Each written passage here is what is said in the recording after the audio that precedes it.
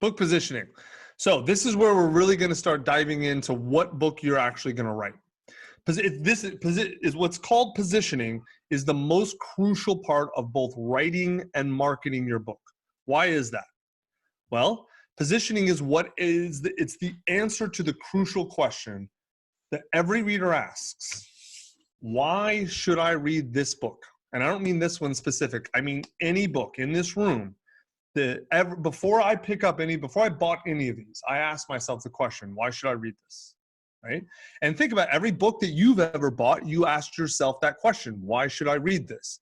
And so now you've got to answer that question for your potential readers. That's what this whole next hour plus is going to be. Okay? So let me talk about a brief history of book positioning. This is kind of interesting. So the reason it's called book positioning is the publishing industry used to only be big traditional publishers like Simon & Schuster and HarperCollins, whatever, right? And their only clients were not readers. Simon, you can't really buy, I mean, you can now, but even now, no one does. You can't really buy books from publishers. You buy books from bookstores, right? Or you used to only from physical bookstores. Now Amazon is the bookstore. But the point is you buy from retailers. And so it used to be when it was like, let's just call it in 1980, 1990, even 2000. But the Amazon or Simon & Schuster would go into Barnes & Noble and they would say, hey, we have these cool books we're publishing in a year. We want you to buy them and put them on your shelves. The first question the B&N rep would ask is, what shelf does it go on? Book positioning. Like, is it a sales book? Is it a business book? Is it a romance novel? And that's the first question, like, you always have to answer as traditional publisher to a bookstore.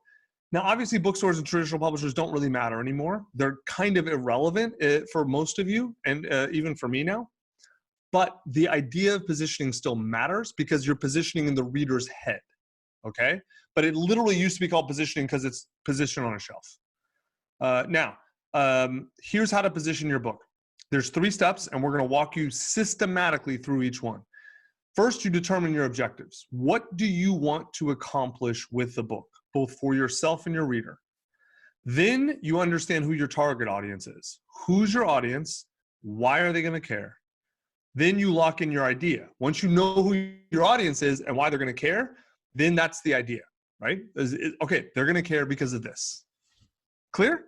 If not, don't worry. We're literally going to go through each step. We're going to fill out that template you have. Now, a couple things before we start filling it out.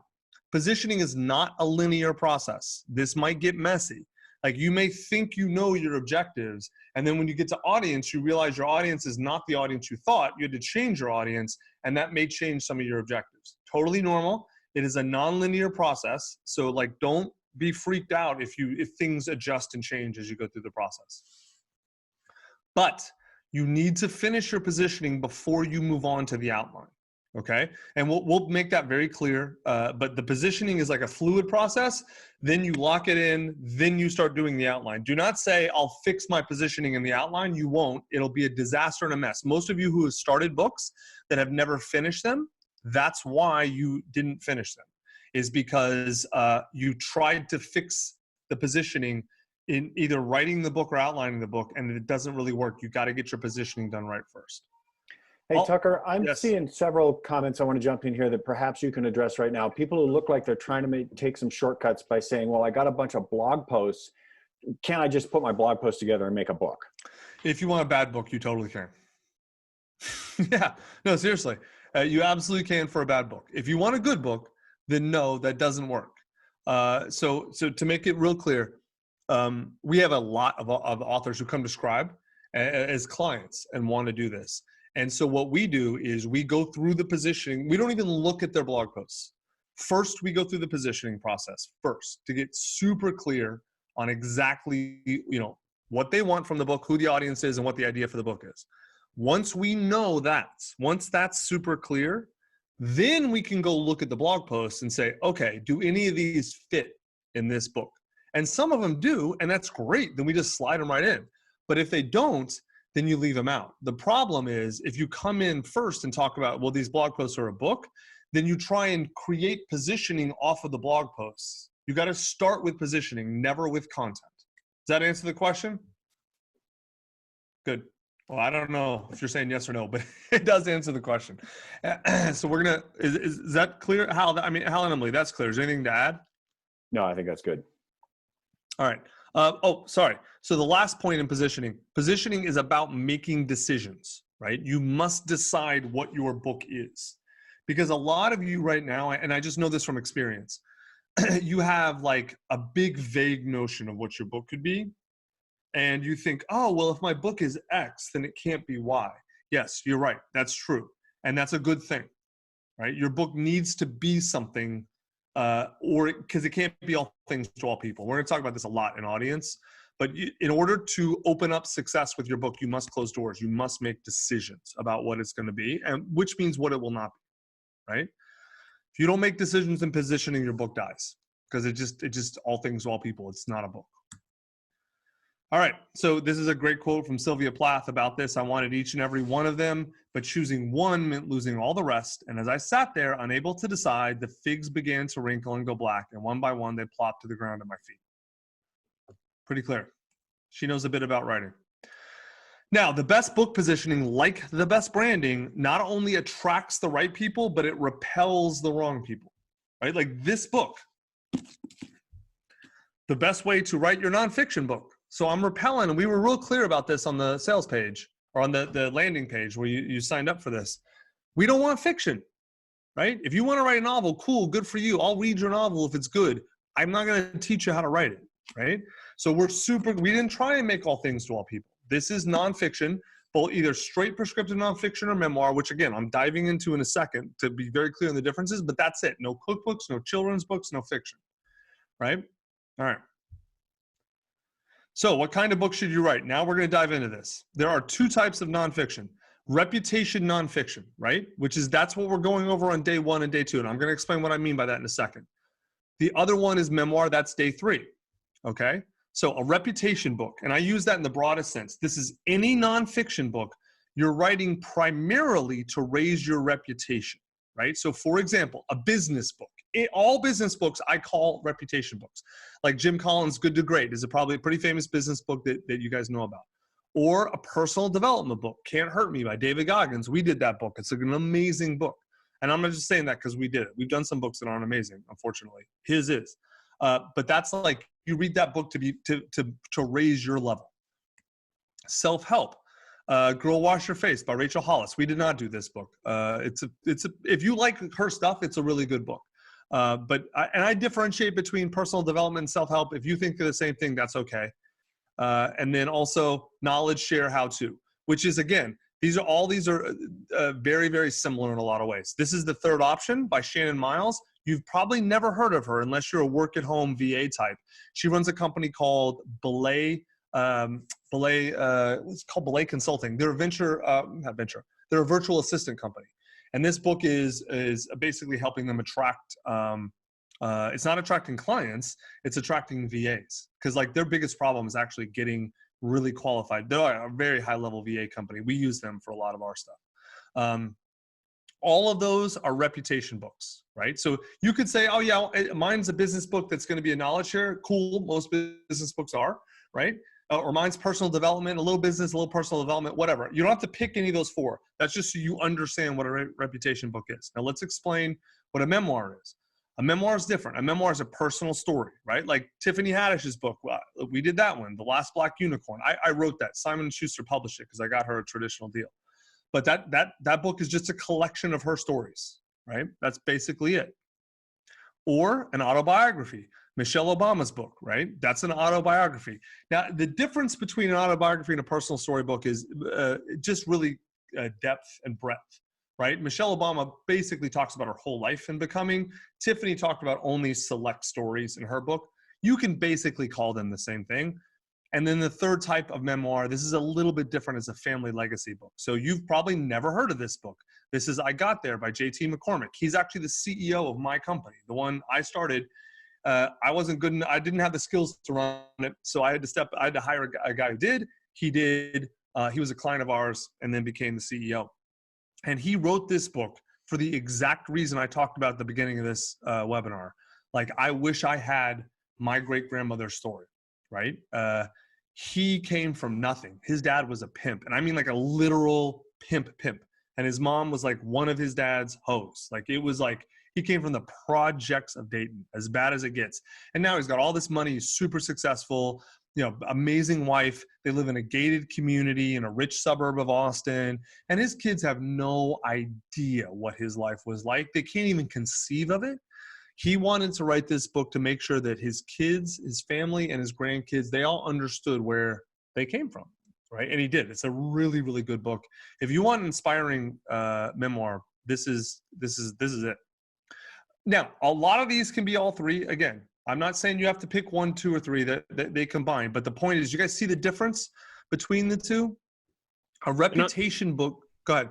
Sorry, I was going to actually go ahead with the slide and then I'll do it. Okay. So at its core, a reputation book is about delivering specific value to the reader, right? That means like I am going, like if I'm the reader and I'm like, help me solve my problem or help me have a transformation, that's what a reputation book is, right? So we had a bunch of people in the positioning, the weight loss book, the tutoring book. Those are all reputation books, right? Which is, I don't mean reputation in a bad way. Reputation is good. This is a reputation book. I wrote it. No problem with it. Okay. Hey, Tucker, jump in yes. here. I'm seeing a bunch of questions from people who feel that they're writing memoirs and are not sure if they should be here today and tomorrow or just come on Wednesday. I'm going to get to that in a second. I'm going to get to that in 1 second. A memoir tells your story, right? So, the point is to move or entertain the reader. It may raise your reputation. That's fine. But the point is to tell your story to have an impact on the reader. Okay, so for example, the demand from the reader is, I want to learn about myself from your story, which is a thing to remember. Write this down if you're taking notes. You don't need to because all these slides are up on the page and everything. But actually, Tucker, as I recall, the slides that you're going through now are not up on the page. No, they will be. You added these, right? They will be later. They will be. They will be. Taylor probably is putting them up now, I would say. Taylor, can you get those up? Because I've uploaded these to Google Drive. So whenever, it's not a rush, whenever you get them up. This is really important on memoir though. No one reads your memoir to learn about your life. They read your memoir to learn about their life. And I'm going to really dive into this in day 3 when we go over memoir.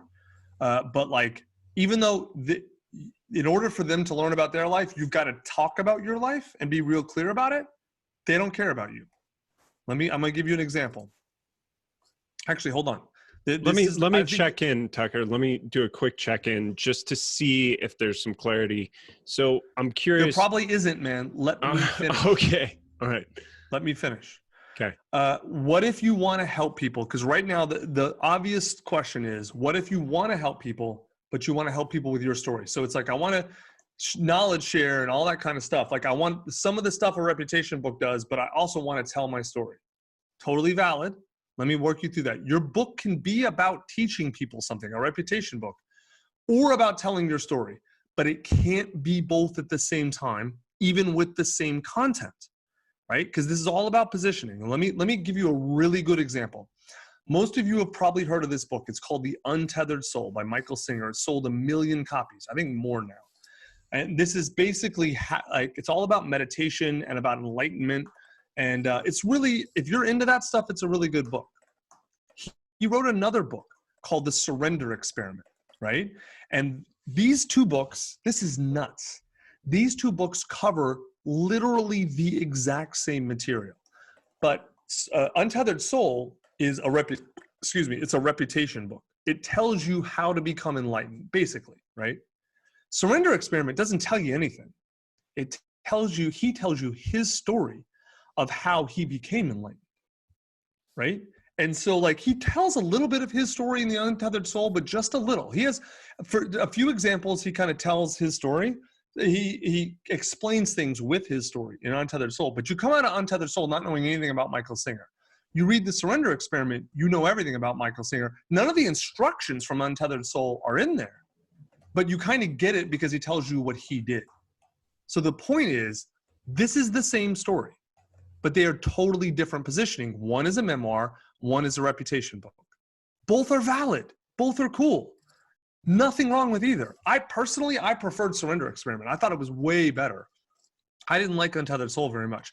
A lot of people disagree with me. A lot of people love Untethered Soul and weren't super into Surrender Experiment, and some people like both. Okay? All right. So you've got to pick where in the bookstore, right, your book is going to go, right? Or where in the reader's mind. Because you can't really do both. But is it reputation or is it memoir? Now you can put, just to be clear, you can tell parts of your story in your reputation book. Absolutely. Like let's say let's take the tutoring book. You're writing a book teaching people how to tutor their kids. You can totally, all the examples in there can be stories of how you've tutored kids and ways you learn stuff, totally. But in the tutoring book, you can't talk about how your mommy wasn't nice to you, you know, or something like that. I don't mean that dismissively, unless it has something to do with tutoring. It doesn't go in that book. Whereas if you wrote a memoir, totally would go in that book, okay? Now, days 1 and 2 are reputation. We're gonna go, it's just reputation, you know, business, personal development, what we call prescriptive nonfiction. Day 3 is memoir. Whoops, okay. Yeah, so now I will tell you right now, if you know for sure I'm only doing a memoir, I don't care about prescriptive reputation book, you can drop out now and come back on day 3. If you're not sure, I would recommend staying right now and working through the positioning and see, because the positioning we're doing now will help you understand. So if you have any uncertainty at all, stay now, work through the positioning, okay? And if you know you're doing reputation book, cool, then stay, keep going. All right, now questions, you guys. I can't, you guys, no one's on. I do want to see if you do know which one you want to do, what are you leaning toward? Yeah, put up the poll.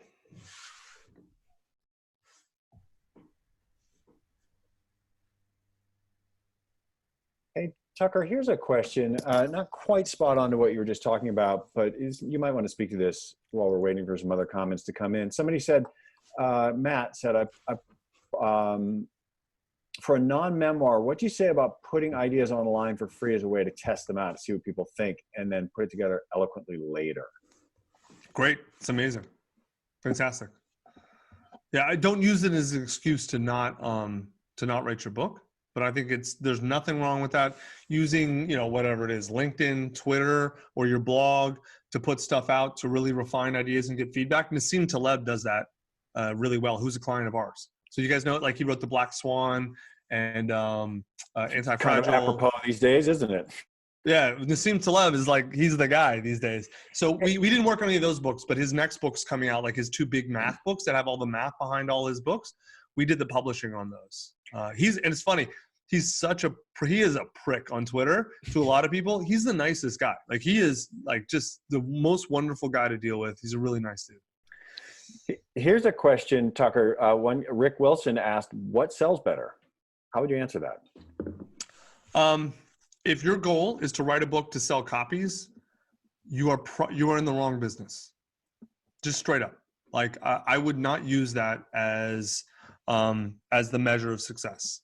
Now, that being said, I will still answer the question. Memoirs sell terrible. Now, I'm a total hypocrite, right? I'm sitting in this huge house that was paid for by millions of memoirs sold, right?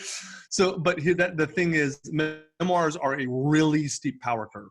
Like, there's 3 to 5 a year that break out and sell millions of copies, and the rest sell nothing, right? Because we're going to talk about why on day 3. The big reason is because it's not because people are bad writers, it's because they won't tell the truth. Like, if you really show up and really tell the truth, you can write a good memoir that sells. Most people just won't do that. That's the big issue. So reputation books tend to sell better. Neither sell that great unless, again, they break out. But if the question is really what makes more money, which is different than what sells more copies. We're going to get into that in book objectives right now. But reputation books make way more money because if you use a reputation book to market yourself and your business, you're going to make a ton of money, not necessarily through book sales, but through getting more business. And that, Taylor, will you link the piece right now about how to make money with a book? Like we have a huge piece on our blog. We delineate 20 ways to make money with a book, and like they're order ranked and like selling copies is like 19th. We've got a video too. I'll link that. Yeah. Hey, I'm still seeing a lot of questions. I know you've talked about this, but I think you might want to go over it again about sort of using memoir in nonfiction. People still seem to be pretty confused. Okay, about it. so let me be really clear about this. If you are writing a reputation book, right? So again, like give me a subject, like if you're health and fitness. If you're teaching people health and fitness, there's nothing wrong with teaching your principles by telling your story about health and fitness. So if you want to teach people how to get in shape, and there's like 3 pillars: eat right, work out, sleep, right? And then you teach people how to eat right by telling them what you did. And you teach people how to work out by telling them what you did. And you teach people how to sleep well by telling them what you did. Totally valid. That is not a memoir. That is a reputation book. Clear? That's about as clear as it can get, I think. Yep. Okay. Any other questions on the difference between reputation book and memoir? Because this is a very important difference. But if you are uncertain at all, stay here, keep working on the template, and then you'll figure out if it's one or the other. And then if you realize it's a memoir, cool, then just drop to Wednesday. We'll be here Wednesday. We're going to go through a lot of the same stuff on Wednesday. We're starting fresh on Wednesday, assuming that people have not worked through day 1 and day 2. And we're going to go through it won't be exactly the same because a lot of the mindset stuff is different for memoir, et cetera. But we're gonna work through everything from start to finish for memoir.